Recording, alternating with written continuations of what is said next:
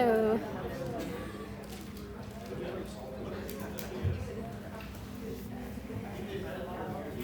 Hey everyone, it's 12:30, so I'm going to start the lecture. And before I do so, we have Dale Momer with us today, who is tutoring program coordinator at UI. So I want him to talk about tutoring, and then afterwards I add some points, and then we can start the lecture afterwards. Hi, how's everybody doing? So my name is Dale Momer. I'm the tutoring program coordinator, and all they pay me to do is help me pass your class. Now, in addition to SICast, because SICast is an amazing resource for you, I also want to just remind everyone that we have our document hours in the library, second floor, Monday through Thursday, from 3 to 8 p.m. So if you're not able to go to SICast, please come to our tutoring sessions. Again, everything's 100% free. And we just want to provide this additional resource to you, because when you go to SICast, we still want you to go to that resource. We also want you to come to tutoring this class. Is there anything you like that? Yes, so I realized that some of you guys just reached out to me and you didn't do well on the exam or homeworks or like quizzes, or you missed the deadline.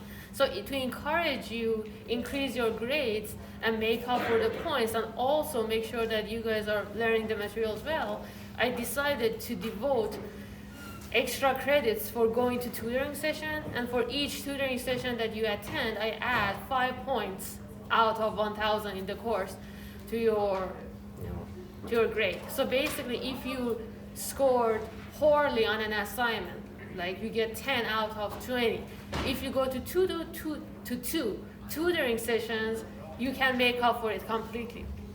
And some students were asking me, so how many hours it should be? So roughly, each tutoring session at least 1 hour, and for that I'll add 5 points. So if you didn't do well on the exam or quiz or homework, or if you're struggling with the course, I highly encourage you to attend tutoring.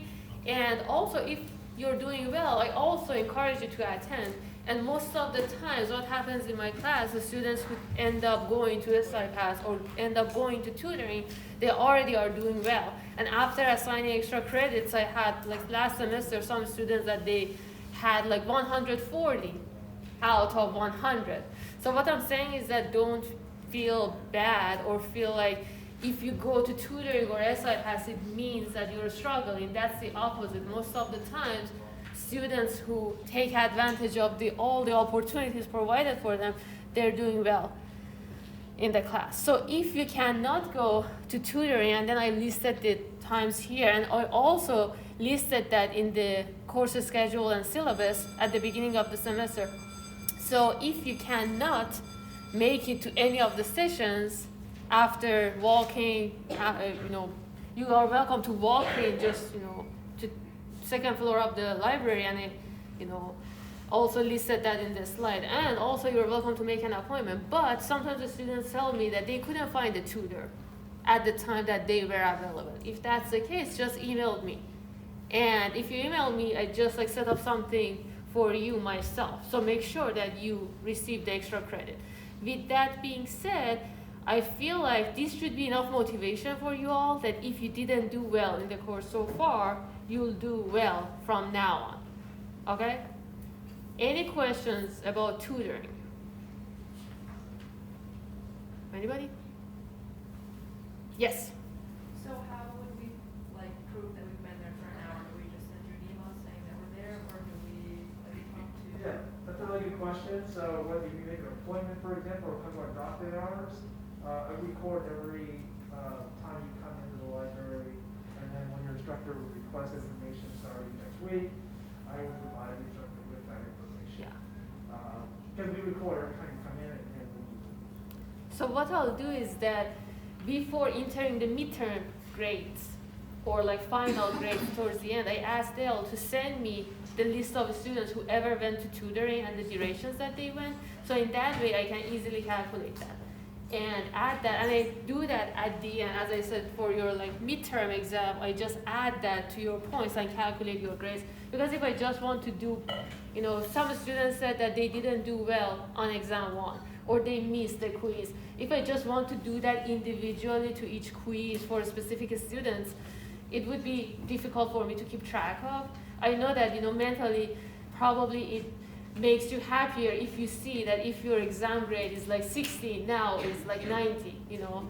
But as long as you go to tutoring, know that the points will be added eventually. Great question. Any other questions? Yes? You're going to do the same thing for SI Pass or just tutoring? So SI Pass, and this is the discussion that I had with the director of SI Pass. So SI Pass, the structure of that is anonymous, and the reason is that they don't want the students feel embarrassed or like afraid to ask to go to SI Pass. So because of the nature of that, I cannot assign extra credits to SI Pass, and I'm having a meeting with, like, you know, director of SI Pass, Samantha, next week, and I tell her the, you know, difficulty that I have with the nature of SI Pass, and I feel like most of the time students who go to SI Pass, they don't mind me knowing that they go if something is something positive for me, you know, and most of the time the students who go to SI Pass come to my office and say, yo, I went to SI Pass and I have this question, or like they talk about it openly.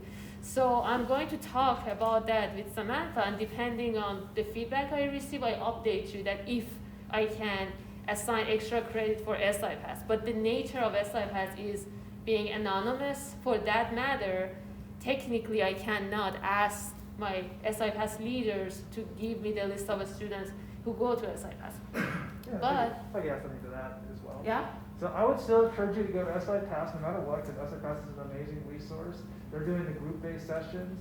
For tutoring, it's just going to be one-on-one. So every day in the library, we will have a minimum of 2 tutors for like just chemistry-related subjects. So you'll be able to come in during a drop-in hours from Monday to Thursday to meet with a tutor. But also you can request an appointment. And so if you're not able to make our drop-in hours, request an appointment. And if our tutors are available outside of the 3 to 8, I'll see if I can schedule an appointment earlier. But I do recommend coming to our drop-in hours. And then also there's 2 SI Pass leaders that support the section. They do an excellent job of preparing you for the assignment, preparing you for the exams. So I still encourage you to take advantage of that. We just want to provide this additional resource beyond just SI Pass that you can take advantage of to get the help that you need for like your homework assignments, and just any, like if you're struggling on quizzes or just anything where you come see a tutor, someone who's previously taken the class, and get the help that you need. I'm really appreciative that your instructors want to offer extra credit. And again, every time the instructor you'll ask me to provide the names of any students that come for tutoring, I will do so. Yeah. And the other thing about SI Pass is that they are on Canvas as a student, so they see everything that I post in the class, all the homeworks, all the quizzes, everything they have access to. So I encourage you to still, go to SI Pass, because they have your questions and they solve really similar questions that you're going to see. And the same thing with tutoring too. I'm going to provide resources for the tutors as well. So the bottom line is that just like take advantage of opportunities that you are being provided. Any other questions? You're good? Okay. Thank you. Thank you so much. Okay. I know that these slides can become like boring for some of you because I just keep repeating them every session. But the reason that I repeat them is that they are really important for you guys to know the difference between elements and compounds. Okay? So can anyone tell me quickly, we are already like 10 minutes behind the schedule. So can anyone tell me what is an element? Yes? A substance that can't be broken down into simpler substances. Exactly. So elements, if I have copper, I cannot break that down to another element, right? So what is compound? Can anyone give me an example of a compound? Table salt. Table salt, exactly, yes, right? Or like sugar, is like a compound. Or like water, H2O, carbon dioxide, carbon monoxide, and we're going to talk about them in more detail. So where can I find elements? I want to see what elements we have in nature. or like synthetically, where can I find elements? Periodic table, exactly. And you have like 2 nice periodic tables in this classroom, and you also have several pictures of periodic table in your book, in internet, everywhere. So, can anyone tell me what was an atomic number?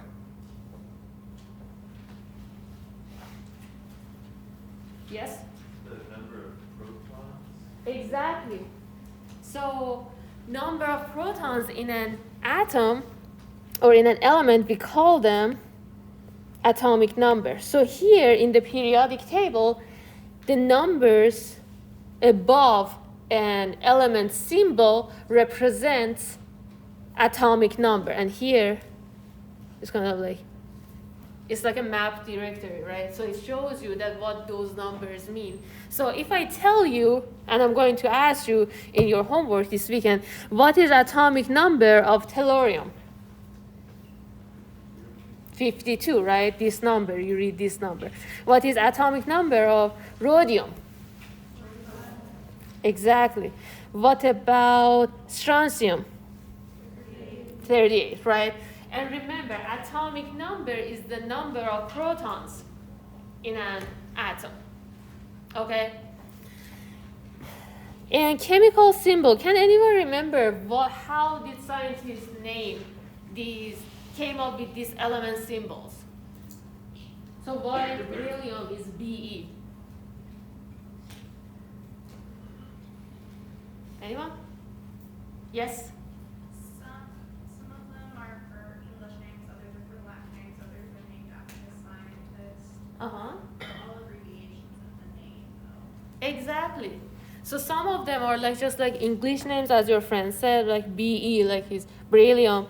Some of them is like, Greek names or Latin names, like, sodium and potassium. And as I told you, I'm not going to ask you the Greek names, just like knowing that if you see potassium and it's K, that is why it is K, right? Some of them is based on the properties that the specific element had, like argon, right?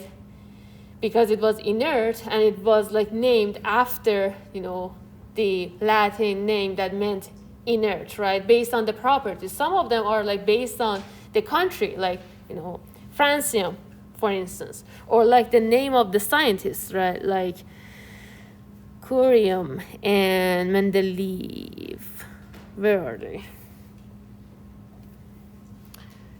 I can see it here. So, Curium. I believe this is that one. And also, you have like, if you look at these, some of them you can find the name of the scientists that came up with the elements, like, and then some of them are like the locations, so as long as, livermorium, for instance, tennessine, and some of these elements, I was telling my sister the other day that, you remember periodic table when we studied, they added some rows to it, So when I studied, we had like till here. So they added this row here. We didn't have this row at the time that I was studying this. So scientists, based on their names or like their locations geographically, they add like, elements. So, what I asked you is that, which of the following is not a method that scientists use to come up with the chemical symbols, right? So I just want you, when you see the elements, kind of like it makes sense to you all. But most of them are like just English names, like nickel, zirconium, calcium, and so on. Any questions? Okay. So now this session, I want you guys to remember some elements in group 4A. And something else that I keep repeating to students in my classes is that, I highly encourage you to study after each session.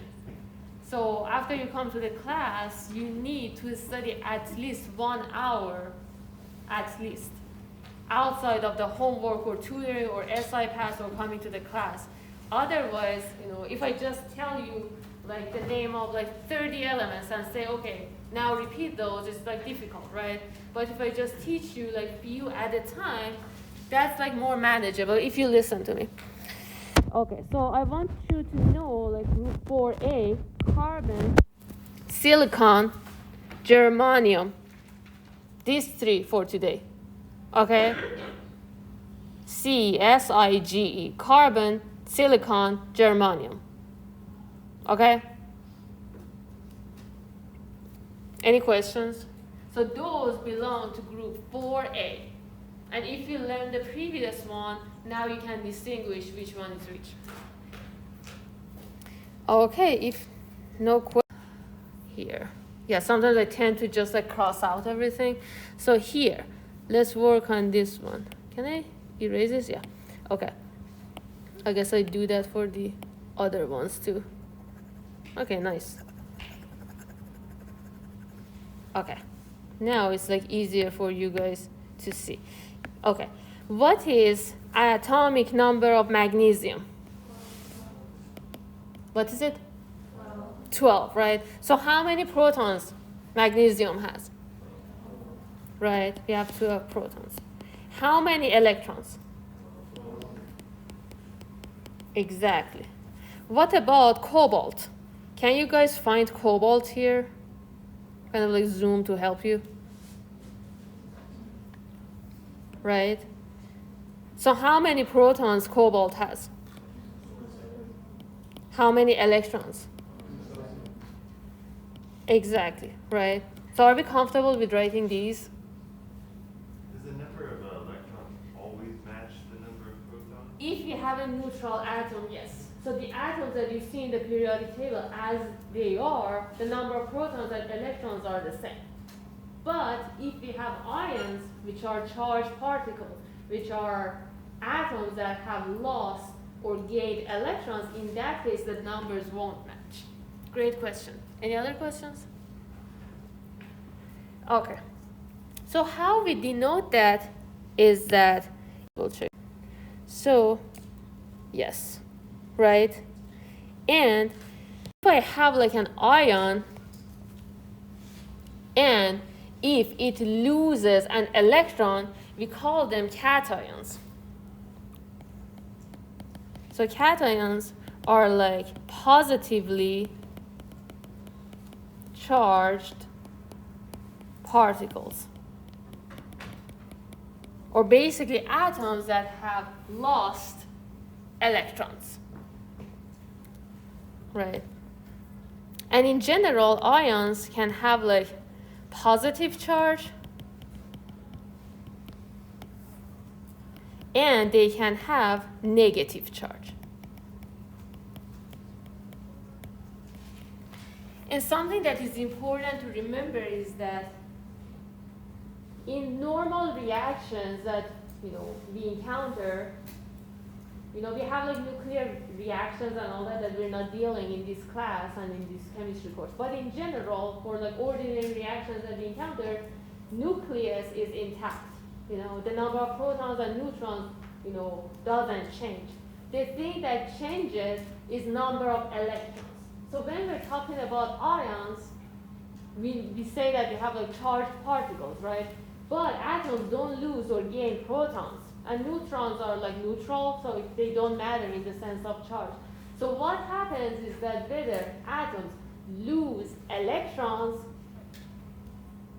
and gain positive charge, or they gain electrons and they gain negative charge. Does that make sense? And as I said, the positive charge particles, we call them cations. And then the negative ones are like anion. And I tend to write anion as onion, so it's not onion, it's like anions. Okay? I remember last semester for one of my office hours, I was like writing onion. I was like, wait a minute, this is not that, anion, okay? So they have like negative charge, and cations have like positive charge. And how we denote that is that you learned hopefully how to write, or like you can distinguish the atomic symbols of elements, right? And I told you, or your book rather, told you how how scientists came up with those names. So if you have the atomic symbol, like lithium, and then you put a positive on top of it, right, that shows that you have a cation. So you have a positively charged atom, which you call an ion. Okay? Any questions? And if you have like the element, and then you put like a negative, like superscript, right, on top of it, you call that an anion, or an ion that has a negative charge. Does that make sense? And when you have just like one positive charge or one negative charge, you can just like write it as positive or minus, and we assume that this is like, +1 or like -1. And some books, they write like +1, some books write 1 plus. So each of them is more convenient for you. You can put the plus before or after, okay? So when I was learning this, we would write like 1 plus, right? Or sometimes, I see in your book, or like other books, most of the times we write them like this, right? So first you write the number and then positive, but whichever you are more comfortable with. So I don't mind if you write like +1 instead of 1 positive. Does that make sense? And then the same thing here, Cl1 minus. So one of the things that we talked about metals and non-metals and the definitions of them basically was their ability to lose or gain electrons. Can anyone remember, or can anyone tell me that metals, do they want to lose electrons or gain electrons? Lose electrons, right? This is kind of like their definition. Metals tend to lose electrons and gain positive charge. And non-metals are the reverse. They tend to gain electrons. And in chapter 8 and 9, we're going to talk about why that is. But as of right now, we just agree that metals lose electrons and they gain positive charge, they become cations, and non-metals tend to gain electrons, they gain negative charge, and they become anions. So now, if I give you like chlorine in the exam, and I give you the periodic table, and what you see is that, you should be able to determine where chlorine is. But supposedly you find that, and then you have like something like this. And I ask you that I give you chlorine 1, Cl minus, and I ask you how many protons and electrons this particle has. So how many protons Cl minus has? And remember, when you have chlorine, you have 17 protons. Atomic number, it doesn't change. It doesn't matter you have charge, okay?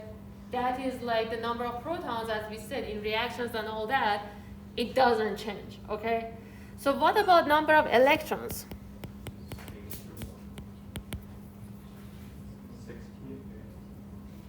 18.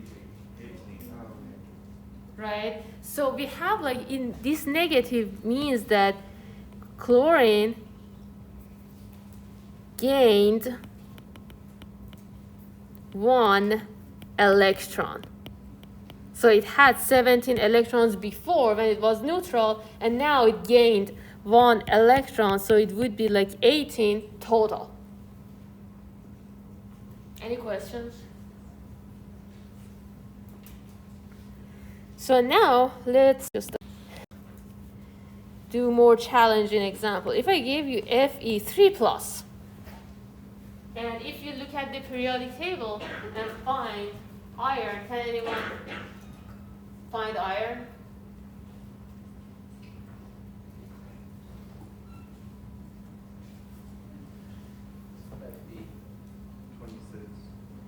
Uh-huh. 26, yes. So it's like in group like 8B, I assume. here. If you just find it as your friend helped us to find it, you find something like this. So what is number of protons? Exactly, number of protons. What is the number of electrons? Right? Because 26 minus 3, it lost 3 electrons and gained positive charge, right? So it would be 23. Okay. So in general, and this is how your book wrote this, that if you have like lithium, and you usually write like arrows to show chemical reactions, and we're going to talk about them in more detail in chapter 7, so don't worry about that. But in general, you have like lithium plus electron minus. So remember, electron has charge of -1. So +1, plus -1 would be 0. So that's why lithium itself is neutral. And when you balance chemical reactions, that again we're going to talk about in chapter 6, you should have like the same number of atoms in each side, and also, the addition of charges should equal. So if here you have like no charge, this side you shouldn't have any charge either. If here you have like +1, for instance, here you should have like +1 too. But as of right now, just knowing this is enough. Okay? So if I want to write the same thing for like this Fe3+, it would be like Fe gives Fe3+ plus electron minus. Is this correct? How can I make this correct?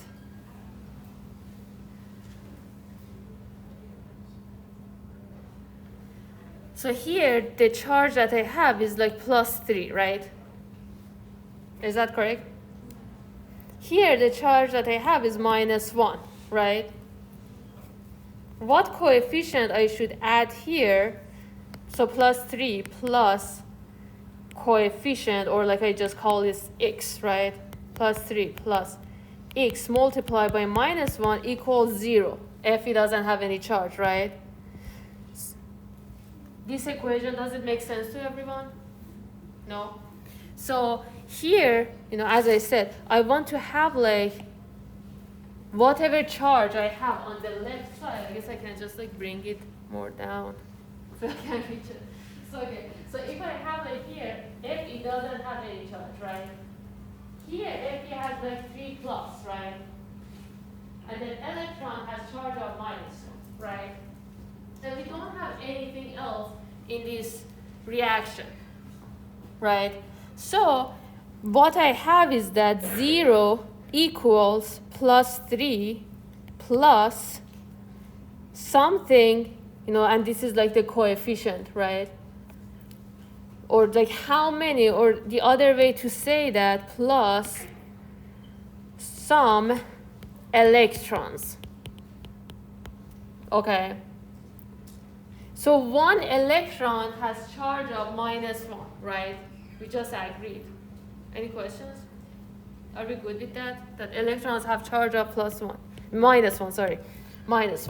So how many -1 should I have that when I add that to 3, I get 0? 3, right? So if I have 3 electrons, 3 multiplied by -1 equals -3. And one of your friends was asking me to not write like, cross for the, multiplication. Some of you are like more comfortable with dots, or like some of you, may not use anything as long as you write parentheses. So anything is like more convenient for you. As long as you solve the question correct, I don't mind. So here, if I have 3 electrons, I would be having charge of -3, that when I add that to like +3, I'll be having 0. Okay? Any questions about this? Oops. So, can anyone tell me we talked about atomic number, what was mass number? Anyone? Yes? The amount of neutrons and protons. Exactly. So if we count the number of protons and then we count the number of neutrons and add them together, it would be mass number. And this is the most mass, or like atoms have their masses mainly because of their nuclei. Basically number of protons and neutrons, because electrons are really, really light. And here is how we will calculate mass number. And atomic number is number of protons. And also we used a unit named atomic mass unit, which is like in the order of 10 to the power of minus 24 gram. As you can see, the number is really, really, really small. And we use that because, just like mentioning when we want to report mass of particles, if we just carry 10 to the power of minus 24, it would be like burdensome. So we just use atomic mass unit. And I write question all of these things because these are really important for solving the problems from now on, okay? And remember, the mass of protons and neutrons, each of them is roughly 1, and electron is like, 0.001. It's really, really small. And the charges are like +1 for protons, -1 for electrons, or like 1 electron rather. And neutrons are neutral. They don't have any charge. Okay? Any questions? And because most of the times the matter that we encounter are neutral, atoms, for number of protons that they have the same number of electrons, because electrically they are neutral. So if I just tell you that atomic number of chlorine is 17, that is its number of protons. But it also tells you that chlorine atom has also 17 electrons because it is neutral. Does that make sense? Back that I did for this. Okay. Can anyone tell me, based on like the periodic table that I have here and also the elements that you see on both sides of the wall, can anyone tell me, is argon metal or non-metal or metalloid? Exactly. What about potassium? Metal, right? So when I ask you, you see the elements and then you can kind of like distinguish, where in the periodic table they are. Or if I ask you rhodium, so rhodium is here. Is it metal or non-metal? Right? So the tricky part is the elements on the diagonal, that they are like metalloids. And okay, going here, maybe one is and I also, kind of like wrote the definitions here. And again, you're going to see lots of questions in your homework this weekend. Which of the following statement is not true? Which of the following is a property of non-metals? Remember that metals are like good conductors of heat and electricity. Non-metals, they are not. And then where they are located in the periodic table. So kind of like study this slide really. Right? We're going to progress. And here, you can also see their names. So the periodic table that I give you in the exam, as you noticed, is like black and white, and it doesn't have the metal, non-metal, or the categories that we're used to.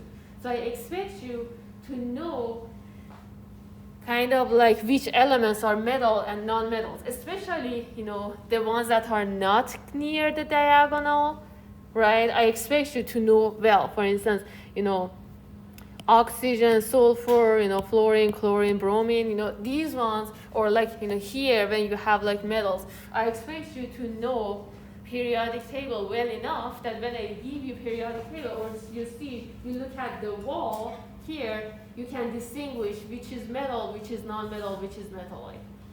Does that make sense? And for your homework assignments, you're welcome to just like look at the slides, right? So the other thing about like homeworks and quizzes, they are open book, open resources. You are not allowed to talk with other students. So if I realize, and I can see on my canvas, students' performance, I can see, how you are taking the test. So what I'm saying is that if you have been consulting with other students or like sharing answers and all that, that is a collusion. That is a form of academic dishonesty in this course.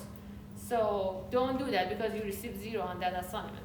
But you're welcome to use all the resources you have, okay? And if you have any questions, you can just email me and ask me your questions, okay? So for your homeworks, I recommend that you first answer the question, but before submitting your assignment, go back to your notes and make sure you answered them correctly, right? Because my main goal for you all is to learn, and I feel like if you have the chance to look at your notes, you can kind of like practice the problems, and then you can learn them for your exam. Any questions? So all that being said, I'm going to ask you this weekend that, what is germanium? Is it like, metal, non-metal, metalloid, or like boron? Is the following statement true or false? Boron is a non-metal. False, right? So make sure you practice enough for your homework assignments and quizzes so you remember these for your exam. But they give you periodic table for the exam. Okay? Back to this slide. Okay. You see that in this table, they didn't, in the back of your book, they have it empty. Some websites, they have it, or like here you have it. But so that we have like the name of. The other way that we could categorize elements in the periodic table was based on whether they are main group elements or they are transition metals or transition elements. Can anyone tell me, if I tell you one element belongs to group 2B, is it a main group element or transition element? Transition, right? So we denote main group elements with A's, a number and an A. And you have like 1A, 2A, 3A, 4A, 5A, 6A, 7A, 8A, okay? And you have like these groups here that I don't ask you the order or anything. I just expect you to know that they are like, let one digit or like number and a letter, B. So these would be like transition elements. But if I ask you if tungsten, W, is like a main group element or transition element, I expect you to distinguish that. And again, I'll give you the periodic table. So as long as you know how to do things, I think you'll be fine. Any questions so far about anything that we talked about? Okay. On increasing atomic number, you see 1, 2, 3, 4, 5, 6, 7, and so on and so forth. And it's interesting that when Mendeleev were putting the elements in the periodic table, some of the elements were not discovered yet, but he predicted that they would be in certain locations in the periodic table, and then those elements were discovered later on. So how powerful this arrangement was. And again, as I told you, even when I was studying, the last, after, astatine or like radon, that group, that period, 1, 2, 3, 4, 5, 6. So period 7, the elements weren't there. But they knew, and even in some books, including your own book, some of them have like question mark. They know the element and its properties, but they don't know the names. So this is how powerful the periodic table is, that based on which group or family we are, we have like the same properties in the same group. Any questions so far? Are we learning? I'm going to go reading. They don't have it. They know the element and the properties exist, but so now I want to talk about like periodic table and how it was structured. So we have two types of periodic table. The original one that Mendeleev, and I also have like this slide basically from your book, the way that he came up with the periodic table is that he realized that if he put the elements based on increasing their mass, certain properties occurred or like reoccurred periodically. So this is how he put elements together. So he sorted them based on their atomic mass. But the modern periodic table that we see on the wall and in your book and everywhere, they put elements based on increasing atomic number, so number of protons. Okay? So remember, and these things usually I give in the exam like true or false, and usually students confused with that. So the original periodic table that Mendeleev came up with, it was sorted based on, increasing relative mass, or like atomic mass. But the modern periodic table sorts the elements based. Okay, that not that. And again, here another example, and I have like figure 412 from your book that have, elements being categorized to metals, non-metals, metalloids. And speaking of like elements, can anyone tell me what was group 1A elements? So I asked you to kind of like remember them. Does anyone remember them? Or like, can anyone read that from the board for me? Yes? Hydrogen, lithium, sodium, potassium, rubidium, potassium, and francium. Exactly. What about 2A? Beryllium, magnesium, calcium, Uh-huh. strontium, Uh-huh. barium, and radium. Exactly. And group 3A, I asked you to remember 3 of them. Can anyone tell those? Boron, aluminum, and gallium. Exactly. And when we progress with the course, you see how useful it is if you listen to me and remember these elements, okay? And now, what I'm going to ask you is the lecture. Don't feel they didn't put the name, so you don't have to worry about it. Here. So now, I told you that if we sort elements or put them together based on increasing atomic number, certain properties reoccur periodically, right? And do you remember that I told you we have like group numbers or like family numbers, we also have periods or rows. And elements who belong in the same group or family, they have similar properties. And some of them have group names, okay?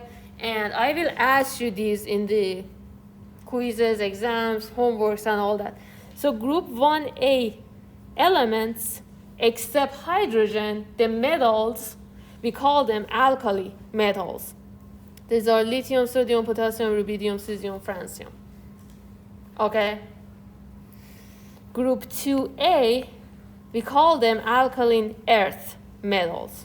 Beryllium, magnesium, calcium, strontium, barium, radium. Okay? Group 7A, we call them halogens. Fluorine, chlorine, bromine, iodine, astatine, and tennessine. So I remember my teacher or our teacher in high school, she asked us to remember these elements. So I know till astatine, but after that I don't know. So this is the one that was added, so TS. But I don't expect you guys to know. And I don't expect you guys to know all of these really well, but I want you to have like familiarity. So when you refer to the periodic table, I ask you where is BR, you can refer to it, okay? It saves you time. And if you practice enough, you just like remember them by heart. And finally, group 8A, we call them noble gases. Helium, neon, argon, krypton, xenon, radon, and OG, which is like oganesson. How do you read that? Anyone? Okay, so I don't feel bad if you cannot read it either. So. Okay, any questions? So when I tell you which of the following is not a halogen, right? And I say, chlorine, fluorine, iodine, carbon, right? So if I tell you which one of the following is not a noble gas, hydrogen, helium, neon, xenon. hydrogen, right? Or which of the following is not an alkali metal? Strontium, lithium, sodium, potassium. So I asked which one of the following is not an alkali metal? And then lithium, sodium, potassium, strontium. Strontium, right? That is alkaline earth. So this is kind of like you should like go through them, like kind of like practice to remember. But after you do, it would be much easier to look at the periodic table. Yes? They call it noble gases because they're mostly non-reactive. Exactly. So they are inert, meaning that they don't want to participate in reactions. Great question. Any other questions? Good. Are we comfortable with what are noble gases? Noble gases are group 8A, right? Halogens are group 7A. Alkali metals are like group 1A, alkaline earth 2A, and that's all main group elements that have names that we study. Okay. So now what I'm going to do is that I'm going to talk about ions. I'm going to refer to one of the slides here. Right? So this is like the atomic number, right? So the atomic number, just go to write these down as I talk about them. So this is like section 4.7 in your book, and ions are like particles that they have lost or gained electrons. So if you have an atom, I told you that the same number of protons that we have the same number of electrons because atoms are neutral, right? So what if an atom loses an electron, right? Or if an atom gains an electron, we call those particles or those atoms ions. So this section is like losing and gaining electrons. And sometimes I just write fast and then I cannot read what I wrote. So if you couldn't read what I'm writing, just like let me know, and I try to write better. So for instance, lithium, right? Can anyone tell me, based on the periodic table, if you can see, how many protons and electrons lithium has? What's that? Never mind, I was wrong.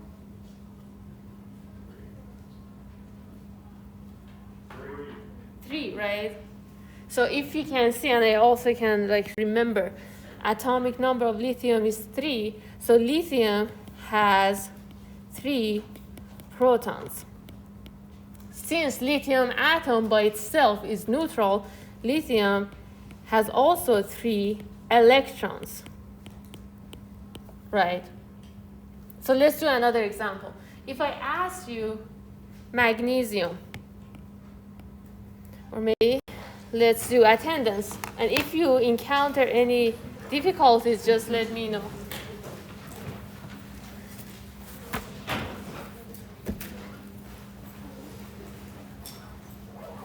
I'm going to post your homework assignment this weekend. I try to do it on Saturday, but sometimes I cannot manage to post it on Saturday.